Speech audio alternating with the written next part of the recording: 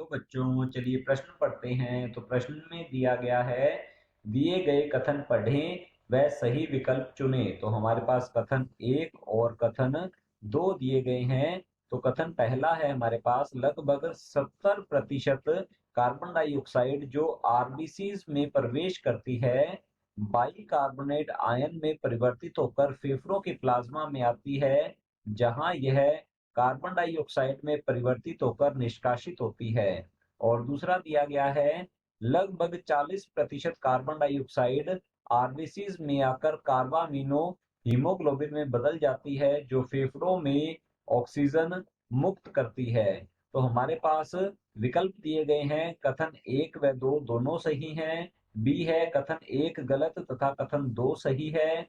सी है कथन 1 सही तथा कथन 2 गलत है। और डी है कथन 1 और 2 दोनों गलत हैं।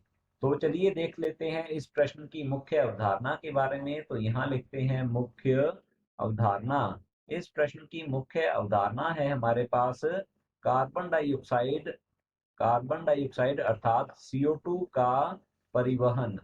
तो यहाँ लिखते हैं CO2 का परिवहन। यदि कार्बन डाइऑक्साइड के परिवहन के बारे में देखा जाए तो लगभग 70% कार्बन डाइऑक्साइड जो है, CO2 जो है, इसका परिवहन बाइकार्बोनेट आयन के रूप में होता है। तो यहाँ लिख सकते हैं, इसका परिवहन जो है बाइकार्बोनेट आयन के रूप में परिवहन परिवहन जो है इसका होता है। और लगभग 23% CO2 या कार्बन डाइऑक्साइड का परिवहन जो है यह हीमोग्लोबिन द्वारा होता है, और यह कार्बोक्सी हीमोग्लोबिन के रूप में होता है। तो हम यहाँ लिखेंगे हीमोग्लोबिन हीमोग्लोबिन द्वारा हीमोग्लोबिन द्वारा परिवहन होता है 23% कार्बन डाइऑक्साइड का, और यह परिवहन जो है कार्बोक्सी हीमोग्लोबिन के रूप में होता है। तो यहाँ लिखेंगे कार्बोक्सी हीमोग्लोबिन के रूप में होता है। तो हम यहाँ लिखेंगे कार्बोक्सी हीमोग्लोबिन हीमोग्लोबिन के रूप में परिवहन किया जाता है। और लगभग 7% कार्बन डाइऑक्साइड का परिवहन जो है यह प्लाज्मा में घुलित रूप में इसका परिवहन होता है। तो हमारा जो प्रश्न है, दिए गए कथन पढ़ें व सही विकल्प चुनें। तो पहला कथन है, लगभग 70% कार्बन डाइऑक्साइड जो आरबीसीज में प्रवेश करती है बाइकार्बोनेट में परिवर्तित होकर फेफड़ों के प्लाज्मा में आती है, जो कि बिल्कुल असत्य है।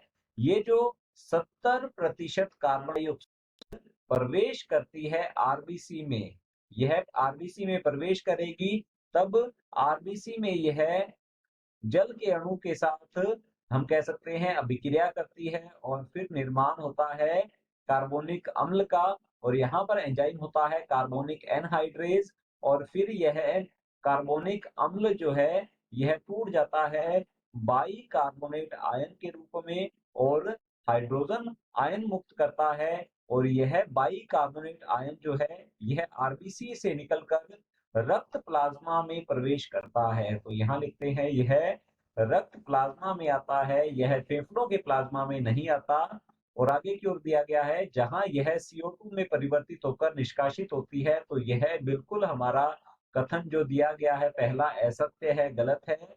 दूसरा दिया गया है, लगभग 40% कार्बन डाइऑक्साइड आरबीसीज में आकर कार्बामिनो हीमोग्लोबिन में बदल जाती है, जो फेफड़ों में ऑक्सीजन मुक्त करती है। तो हमारा जो दूसरा कथन है यह भी बिल्कुल गलत है, असत्य है, क्योंकि हीमोग्लोबिन द्वारा 23% कार्बन डाइऑक्साइड का परिवहन किया जाता है। यह हीमोग्लोबिन के साथ जुड़कर कार्बोक्सी हीमोग्लोबिन का निर्माण करती है, कार्बामिनो हीमोग्लोबिन का निर्माण नहीं करती। कार्बन मोनोऑक्साइड हीमोग्लोबिन के साथ जुड़कर कार्बामिनो हीमोग्लोबिन बनाती है। तो हमारा दूसरा जो कथन है ये भी गलत होगा। तो चलिए देख लेते हैं विकल्प की ओर। विकल्प ए दिया गया है, कथन 1 और 2 दोनों सही हैं। तो हमारा ए विकल्प गलत होगा, क्योंकि दोनों ही गलत हैं। बी दिया गया है कथन 1 गलत तथा कथन 2 सही है, तो हमारा बी विकल्प भी गलत होता है क्योंकि दोनों ही कथन जो है ये गलत हैं, असत्य हैं। सी दिया गया है कथन 1 सही तथा कथन 2 गलत है, तो हमारा सी विकल्प भी गलत होगा। और डी दिया गया है कथन 1 और 2 दोनों गलत हैं, तो जैसा कि हमने समझा है कथन 1 और 2 दोनों गलत हैं, हमारे असत्य हैं, तो हमारा डी विकल्प जो है ये बिल्कुल सही उत्तर है। आशा करता हूँ आपको समझ में आया होगा। धन्यवाद।